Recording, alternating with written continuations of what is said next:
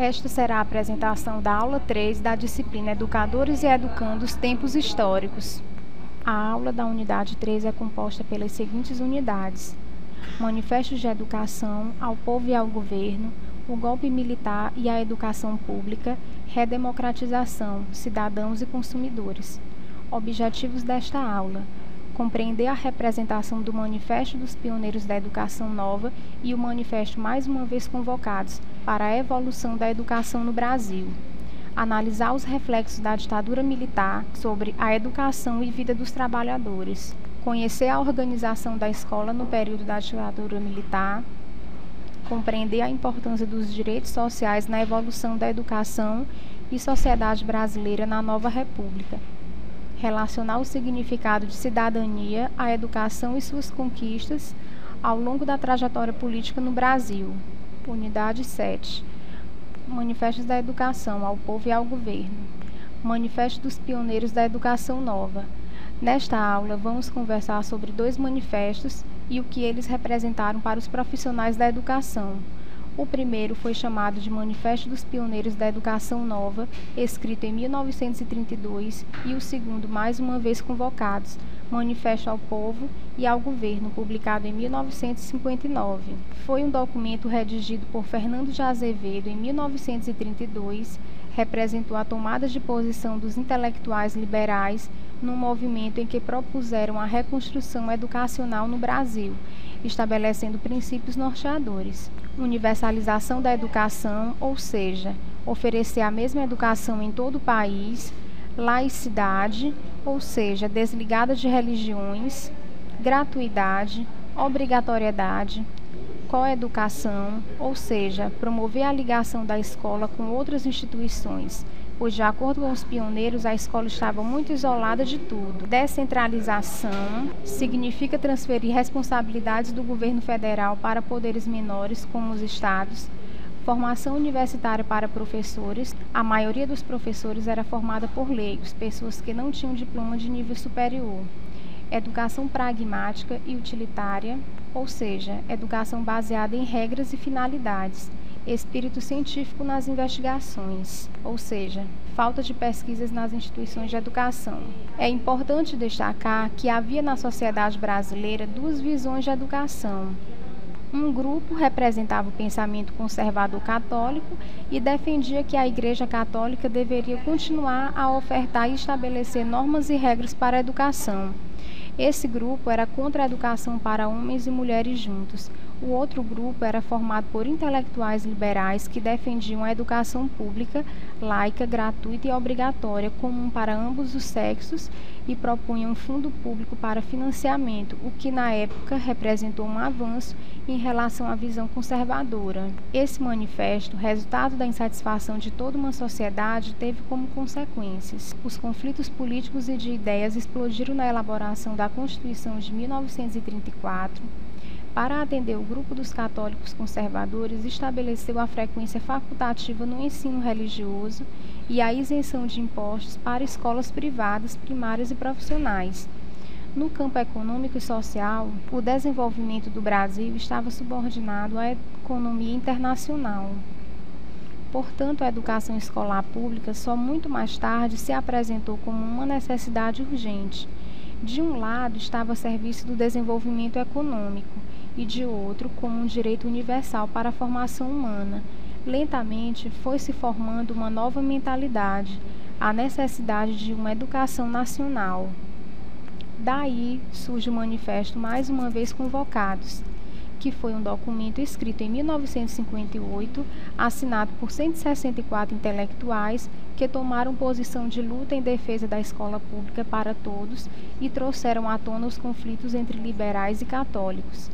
Esse manifesto reafirma os mesmos valores e anseios do Manifesto dos Pioneiros da Educação, além de reforçar o desejo de consolidar uma educação voltada para o trabalho e desenvolvimento econômico. Dessa vez, não foi mais possível adiar uma posição a respeito da educação no país. O Brasil já era um país capitalista e o desenvolvimento industrial que estava acontecendo exigia trabalhadores com alguma escolaridade. Portanto, era necessário que a escola pública preparasse boa parte da população para o trabalho, por meio de cursos profissionalizantes, lembrando que a população era formada basicamente por analfabetos. Assim, o manifesto, mais uma vez convocado, teve como consequências a criação de escolas públicas em função da necessidade de mão de obra qualificada para atender o novo modelo econômico, criação de cursos profissionalizantes para atender a demanda e proporcionar uma escolarização básica para a grande massa, que precisava se qualificar para o trabalho. Dessa forma, a educação pública no Brasil foi pensada em função da necessidade de mão de obra qualificada para as indústrias. As escolas foram criadas porque o desenvolvimento das atividades nas indústrias, no comércio, nas exportações, nos portos e aeroportos, hotéis e supermercados tornaram necessária a contratação de pessoas com escolaridade básica para desempenharem bem suas funções e assegurar o funcionamento do sistema capitalista. Unidade 8. O golpe militar e a educação pública. Nesta unidade, trataremos dos reflexos do governo dos militares na educação e na vida dos trabalhadores. Reflexos na educação. Foi um período marcado pela restrição da liberdade de expressão das pessoas, a cidadania e direitos sociais e políticos foram negados e a educação tratada como um instrumento de controle moral. Após a década de 60, começaram as reivindicações por escola pública, devido à migração da população do campo para a cidade, e o governo teve que tomar uma posição. A estrutura educacional nos estados e municípios era da seguinte forma: havia uma escola para as elites, diurna, e outra destinada aos trabalhadores, diurna e noturna, em alguns casos profissionalizantes. As escolas eram administradas de forma centralizada por diretores e supervisores, devendo todos serem obedientes e submissos a essas figuras, e ainda serem obrigados a aceitar tudo o que aprendiam como verdades prontas, sem poderem contestar. Qualidade na escola era entendida como a transmissão dos conhecimentos dos livros didáticos pelo professor, crescimento do número de escolas públicas estaduais e municipais, matrículas, turnos e de salas de aula nas décadas de 60 e 70. Devido à expansão da escola pública, a quantidade de professores tornou-se insuficiente, fazendo com que muitos deles passassem a ter uma jornada dupla de trabalho. Além disso, muitos professores não tinham formação adequada. Era muito comum a existência do professor leigo. Durante a ditadura militar, o controle dos estudantes se baseou na introdução de disciplinas como educação moral e cívica, organização social e política brasileira e estudos de problemas brasileiros, e na punição aos estudantes indesejáveis ao regime militar, por meio do Decreto 477/69, além da demissão de professores contrários ao regime. As escolas foram obrigadas a implantar no ensino médio os cursos profissionalizantes, cuja finalidade era a formação de técnicos para as indústrias nacionais e internacionais. No ensino superior surgiram as licenciaturas curtas, conhecidas também como cursos de fim de semana. Assim, os professores foram contratados para assumirem salas de aula reproduzindo conteúdos prontos e acabados. Uma das conclusões que se pode tirar é que a educação baseada no controle moral experimentada na ditadura militar fracassou.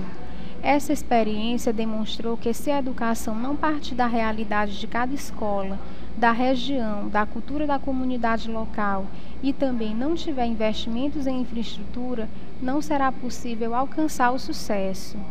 Unidade 9. Redemocratização, cidadãos e consumidores. Nesta aula, iremos discutir sobre as lutas dos trabalhadores e as manifestações populares da sociedade brasileira em defesa dos nossos direitos, bem como seus impactos na educação a partir da nova República. Retrospectiva histórica. Depois de 20 anos de ditadura militar, o Colégio Eleitoral elegeu Tancredo Neves, que não pôde tomar posse. Assumiu então José Sarney. De 1985 a 1990, o país teve anos difíceis de alta inflação, perdas salariais, greve dos trabalhadores, desemprego, tabelamento e vários planos econômicos.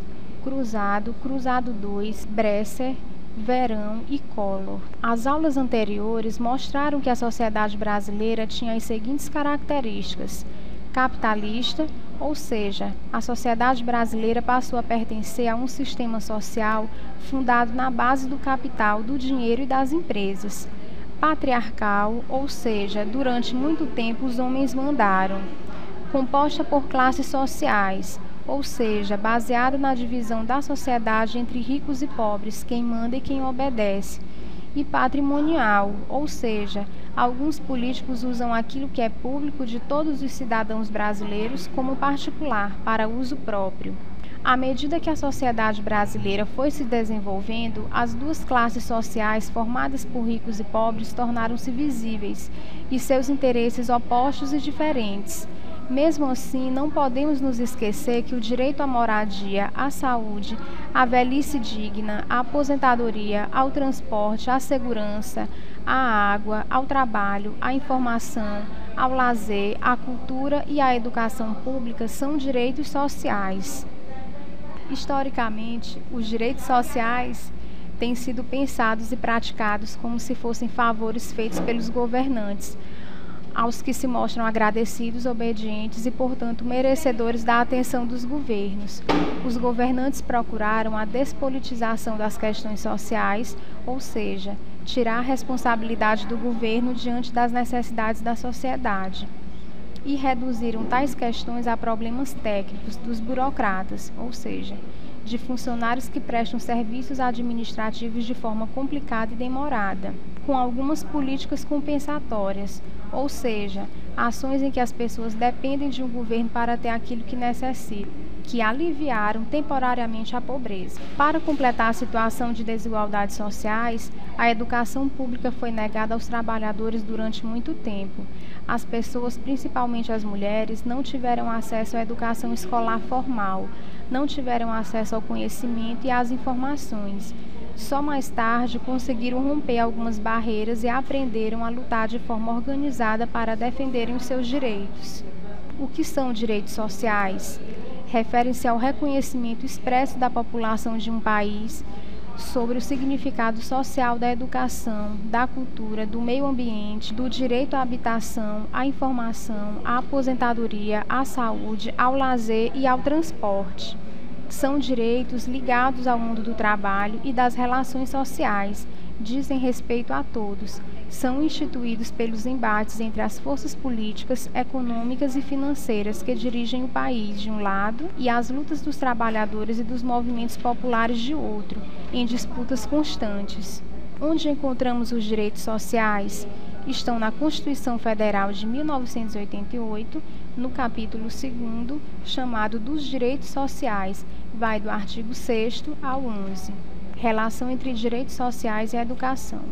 Se compreendermos que a educação pública é um direito humano e social e que cabe aos governos o financiamento adequado, nossa responsabilidade como cidadãos, educadores e gestores é contribuir para que as escolas públicas sejam instituições formadoras dos valores éticos, espaços de apropriação, socialização, transmissão e de transformação da cultura, espaço da diversidade étnica, do desenvolvimento da capacidade de inventar, criar, inovar, propor, alterar, modificar, conhecer cientificamente, de estabelecer relações, sonhar e elevar as pessoas para outro patamar de compreensão do mundo.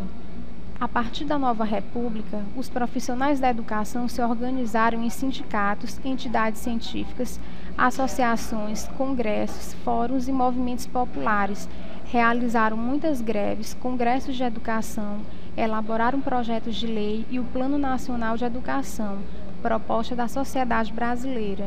Participaram de audiências, organizaram seminários, debates, cursos e propostas de políticas em defesa dos direitos sociais, em especial a educação pública, gratuita, laica, democrática e de qualidade social. Para finalizar essa aula, uma última reflexão. A educação pública é um direito social universal de homens e mulheres, em todas as idades, uma conquista dos trabalhadores e instrumento que ajuda a impedir as injustiças. Um dos instrumentos de luta dos trabalhadores é a educação pública, visto que o conhecimento, a formação, cultura e informação auxiliam os cidadãos a fazerem as suas escolhas, participarem nas decisões e a definirem os valores subjetivos e materiais. ou seja, valores subjetivos são aqueles ligados à honra, à imagem e aos sentimentos das pessoas, e os materiais estão relacionados à moradia e ao lazer, por exemplo. Até a próxima aula.